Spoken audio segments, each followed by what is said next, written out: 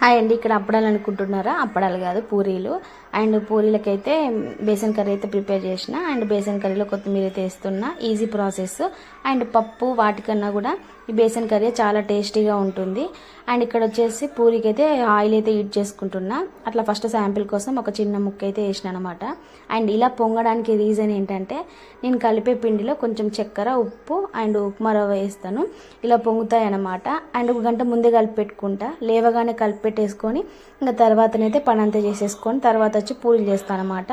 And easy process కూడా. And ఇక్కడ వచ్చేసి బేసన్ కర్రీ ఈజీగా చేసుకోవచ్చు. అండ్ ఈ విధంగా పూరి చేస్తాను కదా, మీరు ఏ విధంగా పూరి చేస్తారో కామెంట్ సెక్షన్లో కామెంట్ చేయండి. అలాగే మన వీడియో నచ్చితే లైక్ చేయండి, షేర్ చేయండి, సబ్స్క్రైబ్ చేసుకోవడం మాత్రం మర్చిపోకండి. ఇక్కడైతే మా క్యూటీకి ఇస్తుంది తినమని చెప్పేసి స్కూల్కి లేట్ అవుతుంది కదా అని ఇంకా లంచ్ బాక్స్ అయితే ప్రిపేర్ చేస్తున్నా. తను మధ్యాహ్నం వరకే వచ్చేస్తుంది. లంచ్ కూడా అనకూడదు, ఇంకా 11 వరకు తినేస్తారనమాట వీళ్ళు. ఇక్కడ వచ్చేసి స్నాక్స్కి ఒక ఫ్రూట్ అయితే పెట్టిన. అండ్ ఇక్కడ పూరి ఉన్ను బేసన్ కర్రీ అయితే పెట్టేస్తున్నాను అనమాట. అండ్ ఈజీగా అయిపోవాలనంటే ఇంకా వీళ్ళకి చేయాలి, తర్వాత వీళ్ళు వెళ్ళిపోయినాక నేను చేసుకుంటాను. అండ్ ఇక్కడైతే ప్రిపేర్ చేసేసిన ఆల్మోస్ట్. ఇక తర్వాత తను రెడీ చేయడమే. ఇంకా ఇక్కడ వచ్చేసి తింటుంది. ఎలా ఉందిరా అంటే సూపర్ ఉంటుందని చెప్తుంది అనమాట.